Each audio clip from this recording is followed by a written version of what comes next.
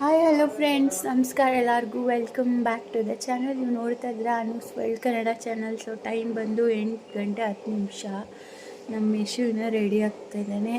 ಇವತ್ತು ಮಂಡೇ, ಅವ್ನಿಗೆ ಇನ್ನೊಂದು 2 ಟೆಸ್ಟ್ ಆದರೆ ಕ್ರಿಸ್ಮಸ್ ಹಾಲಿಡೇಸ್ ಬಂದುಬಿಡುತ್ತೆ. ಬೆಳಗ್ಗೆ ಮತ್ತೆ ಜಗಳ ಆಡಿದ್ರು ನನ್ನ ಜೊತೆ.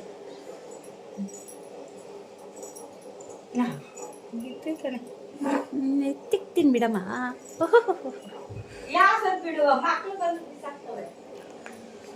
ನೋಡಿ, ಹಿಂಗೆ ನಮ್ಮ ಮನೇಲಿ ಬೆಳಗ್ಗೆ ಆದರೆ ಜಗಳ, ಸಾಯಂಕಾಲ ಆದರೆ ಜಗಳ. ನಾನು ಕಂಡ್ರೆ ಆಗಲ್ಲ ನಮ್ಮ ಅತ್ತೆಗೆ, ಅಲ್ವಮ್ಮ? ಮಾವ್, ನಾನು ಕಂಡ್ರೆ ಆಗಲ್ಲ ತಾನೇ. ನನ್ನ ಕಂಡ್ರೆ ಆಗಲ್ಲ ತಾನೇ ನಿಮಗೆ? ನಾನು ಕಂಡ್ರೆ ಆಗಲ್ಲ ಅಂತ ಹೇಳ್ಕೋಬೋದು ಅಷ್ಟೇ. ಅವ್ನು ಕಂಡ್ರೆ ಆಗೋದು ಎಲ್ಲ ಜನಿಗೆ ಗೊತ್ತು. ಹಂಗಾರೆ ಏನು ಕೊಡಿಸ್ತೀರಾ ನೀವೇ? ನಾ ಕಂಡ್ರೆ ಆಯ್ತದೆ ಅಂತ ಏನು ಕೊಡಿಸ್ತೀನಿ. ಈಗ ಹೊಸ್ತ ಕೊಡ್ಸಿದ್ದೀನಿ, ಮೊದಲೆಲ್ಲ ಕೊಡ್ಸಿದ್ದೀನಿ. ನಮ್ಮ ಮಾವ ಹೇಳೋರೆ ಏನೋ ಕೊಡಿಸ್ತೀನಿ ಅಂತ. ಅತ್ತೆಗೆ ಹೇಳ್ಬೇಡ, ಏನೋ ಕೊಡಿಸ್ತೀನಿ ಅಂತ. ಆಯ್ತು, ಕೊಡ್ಸ್ಕೊಳ್ಳಿ, ನನ್ಗಿನ್ನ ಸಂತೋಷ. ನಾನೇನ ಕೊಡ್ಸಲ್ಲ, ಅವ್ಳಗನ ಕೊಡ್ಸ್ತೀನಿ. ಡೌ ಇನ್ನು ಸಂತೋಷ ಅಂದ್ಬಿಡೋದು. ಆಮೇಲೆ ಮಾವಂಗೆ ಹಾಕೊಂಡು ಹಿಂಸೆ ಇಕ್ಕದು. ನಿಂಗೆ ಹೇಳ್ದೆ ನೀನು ಕೊಡಿಸ್ತೀನಿ ಅಂತ. ನಾನೇನೇ ಹಿಂಸೆ ಇಕ್ಕಿದ್ರು 10 ರೂಪಾಯಿದು ಏನು ತಗೊಳಲ್ಲ.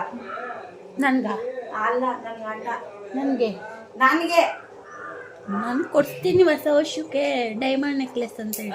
ಆಯ್ತು, ಕೊಡ್ಸ್ಕೊ, ಇನ್ನೂ ಒಳ್ಳೇದೇ. ಯಾರ ಹತ್ರ ಇದ್ರೆ ನನ್ನ ಹತ್ರ ಇದ್ರೆ ನಾನು ಸಾಕು. ವೀಡಿಯೋಗೆ ಹಿಂಗೆಲ್ಲ ಹೇಳ್ತಾ ಇರೋದು ಡಬ್ಬುನ ಮತ್ತೆ. ಗೊತ್ತಲ್ಲ ಅಂತ ಖುಷಿ ಪಡ್ತೀನಿ. Okay, good morning Subbi madam. So ಇವತ್ತು ನಮ್ಮ ಮನೇಲಿ ಬೆಳಗ್ಗೆನೆ ಬ್ರೇಕ್ಫಾಸ್ಟು ಯಶುಗೆ ಇಡ್ಲಿ ಅಂತೂ ಸೂಪರ್ ಸಾಫ್ಟಾಗಿ ಆಗಿದೆ ನೋಡಿ. ಬೆರಳು ಇಟ್ಟರೆ ಒಳಗಡೆ ಹೋಗ್ತಾ ಇದೆ ಬಿಕಾಸ್ ಆಫ್ ಗ್ರೈಂಡರಲ್ಲಿ ರುಬ್ಬಿ. ನೆನ್ನೆ ಮಟನ್ ಸಾಂಬಾರು ಮಾಡಿದ್ವಿ, ಅದು ಸಕ್ಕತ್ತಾಗಿತ್ತು. ಸೊ ಇವಾಗ ಚಟ್ನಿ ಆಗ್ತಾ ಇದೆ. ಎಷ್ಟು ರೆಡಿ ಆಗೋಷ್ಟರಲ್ಲಿ ಅದು ಆಗುತ್ತೆ. ಇಡ್ಲಿನೂ ಅಷ್ಟೇ ಚೆನ್ನಾಗಾಗಿದೆ. ಇಡ್ಲಿ ರೆಡಿ ಇದೆ, ಅದಕ್ಕೊಂದು ಒಗ್ಗರಣೆ ಮಾಡಿಬಿಟ್ರೆ. ಮತ್ತು ಸ್ವಲ್ಪ ನಾಯ್ಸೆನ್ಸ್ ಅಂದರೆ ಕಂಪ್ಯಾರಿಟಿವ್ಲಿ ಮಿಕ್ಸಿಗೆ ಅಷ್ಟೊಂದೇನು ಸೌಂಡ್ ಅಂತ ಇಲ್ಲ, ಬಟ್ ಸ್ವಲ್ಪ ಕಲ್ಲದ್ದು ಸೌಂಡ್ ಬರುತ್ತೆ ಅಷ್ಟೇ. ಟೇಸ್ಟ್ ಮಾತ್ರ ಈ ನಾರ್ಮಲ್ ಮಿಕ್ಸಿಗಳೆಲ್ಲ ಹಂಗೆ ಆಗುತ್ತಲ್ಲ, ಹಂಗಾಗಲ್ಲ. ಕಲ್ಲಲ್ಲಿ ರುಬ್ಬಿ ಮಾಡಿರ್ತೀವಲ್ಲ, ಹಾಗೆ ಆಗುತ್ತೆ. ಸಕ್ಕತ್ತಾಗಿರುತ್ತೆ ಟೇಸ್ಟು. ನಮ್ಮ ಮನೇಲಿ ಏನೇನು ಮಾಡಿದ್ವಿ ಎಲ್ಲ ರೆಸಿಪೀಸು ಚೆನ್ನಾಗೈತೆ. ಇವಾಗ ಎಕ್ಸಾಂಪಲ್ ಇಡ್ಲಿನೇ ನೋಡ್ಬೋದು. ಹೋಟೆಲಲ್ಲೆಲ್ಲ ಮಾಡ್ತಾರಲ್ಲ ಸಾಫ್ಟ್ ಇಡ್ಲಿಸು, ಹಾಗೆ ಬಂದಿದೆ, ತುಂಬ ಚೆನ್ನಾಗಿದೆ. ಸೊ ನಮಗೆ ಪ್ರೈಸ್ 4,500 ಹಾಕ್ಬಿಟ್ರು. ಸೊ ನೋಡಿ, ಚೆನ್ನಾಗಿದೆ.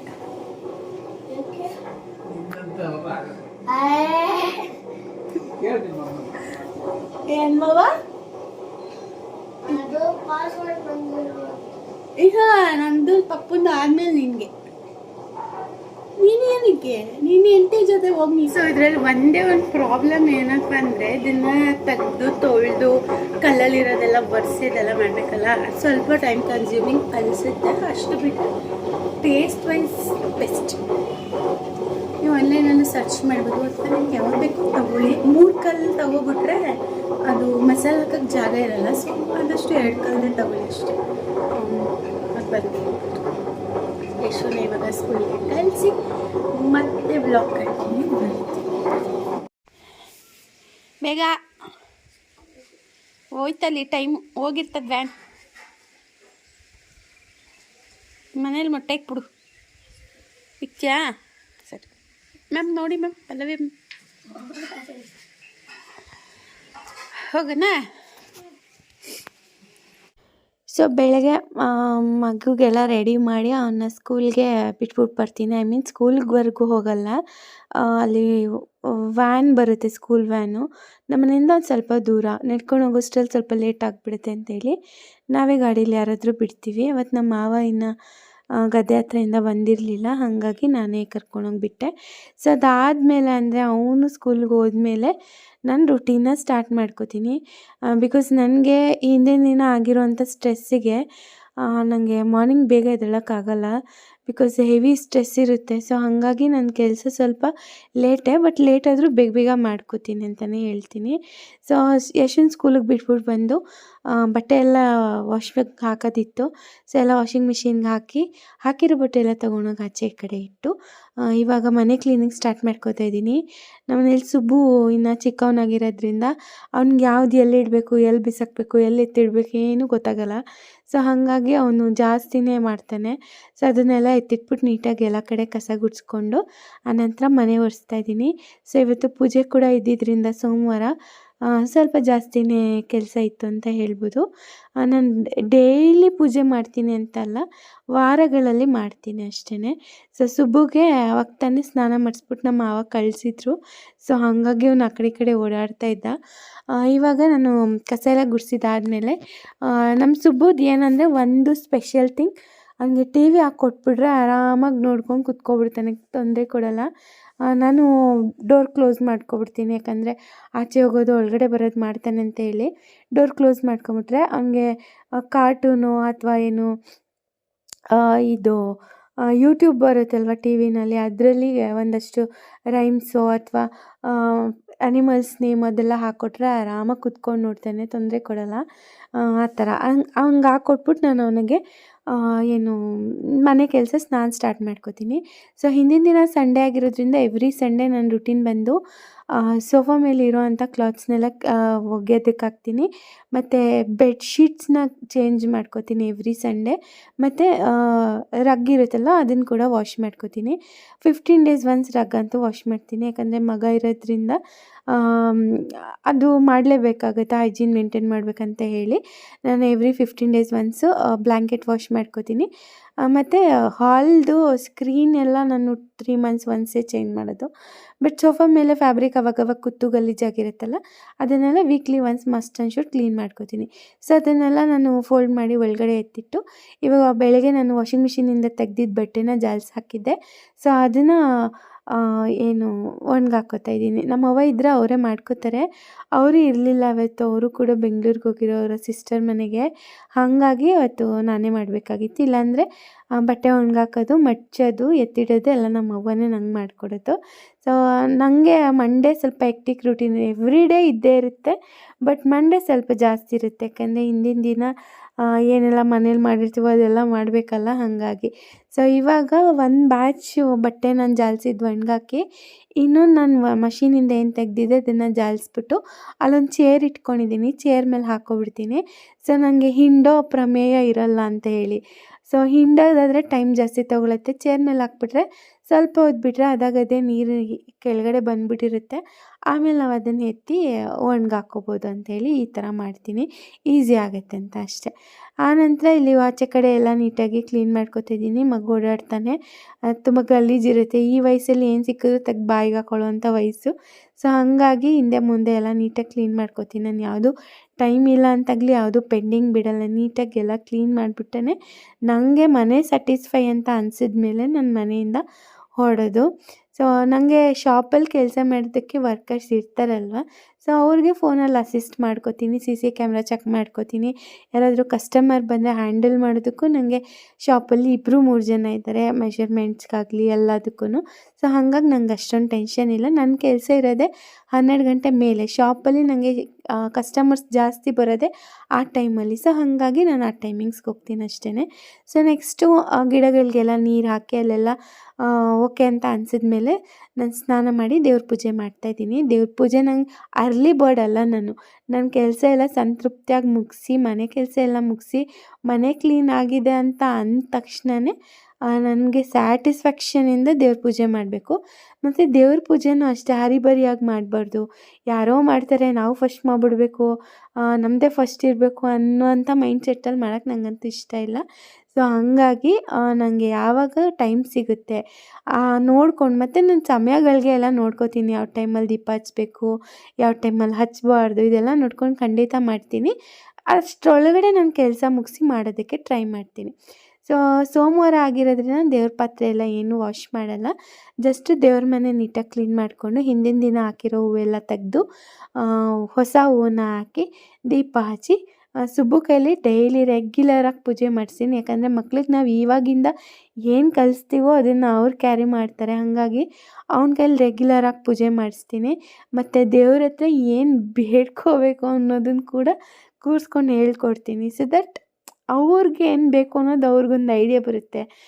ನಾನೇನು ಜಾಸ್ತಿ ಹೇಳ್ಕೊಡಲ್ಲ. ವಿದ್ಯಾ ಬುದ್ಧಿ ಆಯಸ್ಸು ಆರೋಗ್ಯ ಕೊಡಪ್ಪ ಅಂತ ಕೇಳು ಅಂತ ಹೇಳ್ಕೊಡ್ತೀನಿ ಅಷ್ಟೇ. ಇದು ಬಿಟ್ಟು ಇನ್ನೇನಿಲ್ಲ.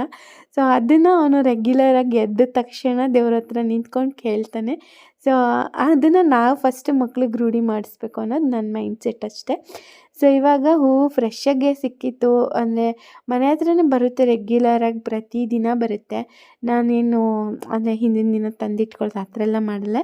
ಡೈಲಿ ಫ್ರೆಶ್ ಹೂವು ಬರುತ್ತೆ. ಕೆಳಗಡೆ ಬ್ರೇಕ್ಫಾಸ್ಟ್ ಮಾಡೋಕ್ಕೆ ಹೋಗಿದ್ದಾಗೇ ಹೂವು ತೆಗ್ದಿಟ್ಕೊಂಡು ಆಮೇಲೆ ನಾನು ಅದನ್ನು ದೇವ್ರಿಗೆ ಹಾಕಿ ನನಗೆ ಸ್ಯಾಟಿಸ್ಫ್ಯಾಕ್ಷನ್ ಆಗೋವರೆಗೂ ದೇವ್ರ ಮನೇಲಿ ಕೂತ್ಕೊಂಡು ಪೂಜೆ ಮಾಡ್ತೀನಿ. ಅಲ್ಲಿವರೆಗೂ ನಮ್ಮ ಮನೆಯವ್ರು ವೆಯ್ಟ್ ಮಾಡ್ತಾರೆ.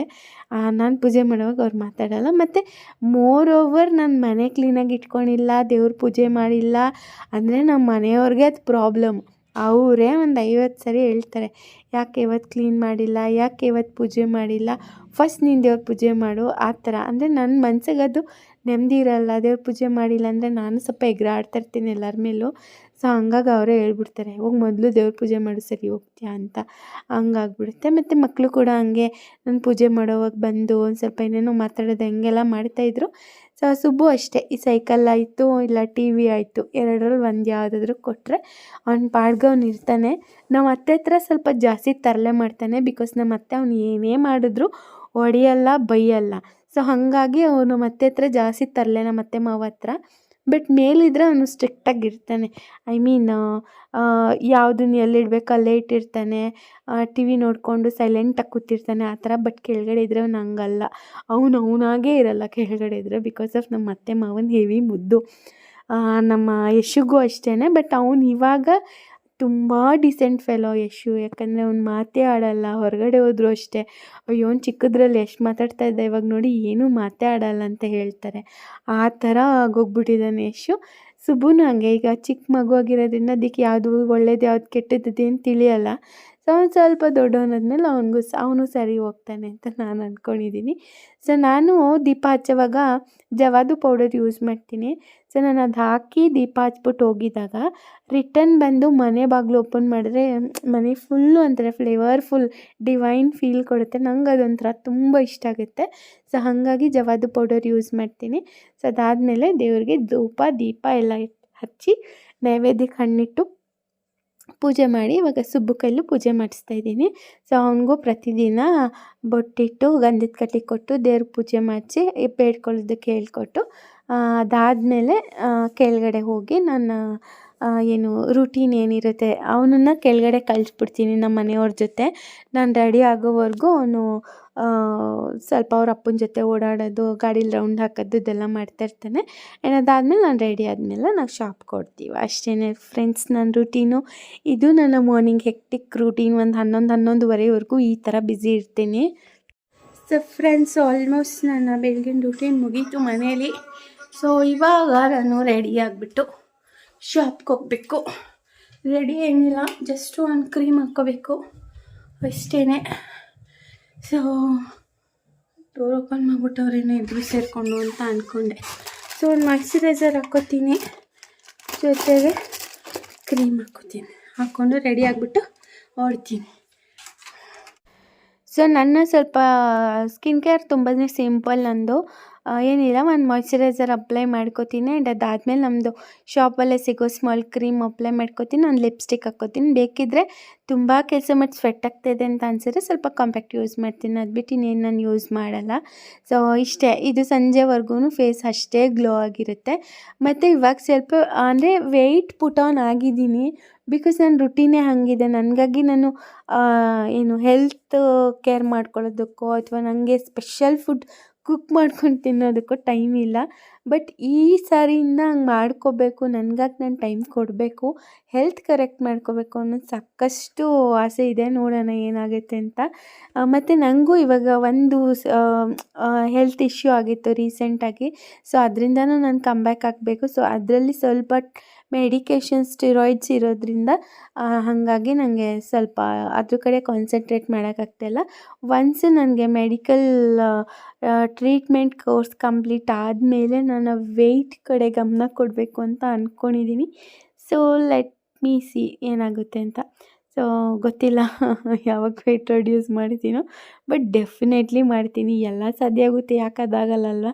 ಸೊ ನಂಗೆ ಸ್ಟಿರಾಯ್ಡ್ಸ್ ಮೆಡಿಸಿನ್ಸ್ ನಾನು ತಗೊಳ್ತಾ ಇರೋದ್ರಿಂದ ನನಗೆ ಇವಾಗ ಅದು ಏನೇ ಮಾಡಿದ್ರೂ ಅದು ವೆಯ್ಟ್ ಗೇನ್ ಆಗೇ ಆಗುತ್ತೆ, ಏನೂ ಮಾಡೋಕ್ಕಾಗಲ್ಲ. ಸೊ ಈ ಥರ ಸಿಂಪಲಾಗಿ ರೆಡಿಯಾಗಿ ಇವಾಗ ನಾನು ರುಟೀನ್ ಮುಗಿಸಿ ನಾನಿವಾಗ ಶಾಪ್ಗೆ ಹೊರಡ್ತಾ ಇದ್ದೀನಿ. ಎಸ್ ಫ್ರೆಂಡ್ಸ್, ಅಷ್ಟೇ ಇವತ್ತಿನ ವ್ಲಾಗು. ಪಾರ್ಟ್ 2 ಕಂಟಿನ್ಯೂ ಮಾಡ್ತೀನಿ, ಮತ್ತು ನೈಟ್ ರೂಟೀನು ಕಂಟಿನ್ಯೂ ಮಾಡ್ತೀನಿ. ಸೊ ನನ್ನ ಲೈಫಲ್ಲಿ ಯಾಕೆ ಇಷ್ಟು ಬ್ಯುಸಿ ಅನ್ನೋದು ನಿಮ್ಮ ಜೊತೆ ಶೇರ್ ಮಾಡಬೇಕು ಅಂತ ಈ ವ್ಲಾಗ್ ರೆಕಾರ್ಡ್ ಮಾಡಿದ್ದೀನಿ. ಸೊ ಪಾರ್ಟ್ 2 ವ್ಲಾಗು ಶಾಪಲ್ಲಿ ಏನು ನಡೆಯುತ್ತೆ, ಏನಾಗುತ್ತೆ ಅದೆಲ್ಲ ನಿಮ್ಮ ಜೊತೆ ಕಂಟಿನ್ಯೂ ಮಾಡ್ತೀನಿ, ಓಕೆನಾ. ಸೊ ಈ ವ್ಲಾಗ್ನ ಇಲ್ಲಿಗೆ ಎಂಡ್ ಮಾಡ್ತೀನಿ. ಮೇ ಬಿ ಲೆಂತ್ ಆಗ್ಬೋದು, ಬಟ್ ಆದಷ್ಟು ಎಡಿಟ್ ಮಾಡಿ ಹಾಕಕ್ಕೆ ಟ್ರೈ ಮಾಡ್ತೀನಿ. ಈ ವ್ಲಾಗ್ ಇಲ್ಲಿಗೆ ಎಂಡ್ ಮಾಡ್ತೀನಿ. ವ್ಲಾಗ್ ಇಷ್ಟ ಆಗಿದ್ರೆ ಲೈಕ್ ಮಾಡಿ, ಶೇರ್ ಮಾಡಿ, ಹೊಸದಾಗಿ ನೋಡ್ತಾ ಇರೋ ಚಾನಲ್ ಸಬ್ಸ್ಕ್ರೈಬ್ ಮಾಡ್ಕೊಂಡು ನೋಡಿ. ನಿಮ್ಮ ಅನಿಸಿಕೆ ಅಭಿಪ್ರಾಯಗಳನ್ನ ಕಮೆಂಟ್ ಸೆಕ್ಷನಲ್ಲಿ ಬರ್ದು ತಿಳಿಸ್ಬೋದು. Maybe comment section on ಆಗುತ್ತೋ ಆಫ್ ಇರೋಸೋ ಗೊತ್ತಿಲ್ಲ. ಸೊ ಬಿಕಾಸ್ ನನಗೆ ಒಂದಷ್ಟು ಪ್ರಾಬ್ಲಮ್ಸ್ ಆಗಿದೆ ಯೂಟ್ಯೂಬಲ್ಲಿ. ಸೊ ಕಮೆಂಟ್ ಸೆಕ್ಷನ್ ಆಫ್ ಮಾಡಿದ್ದಾರೆ. ಸೊ ಹಾಗಾಗಿ ಇಫ್ ಅದು ಅಪೀಲ್ ಆಗಿದೆ, ಡೇಟ್ ಅಂತ ಹೇಳಿದ್ದಾರೆ, ಅದಾದರೆ ಕಮೆಂಟ್ ಮಾಡಿ. And thanks for watching. ನಮಸ್ಕಾರ.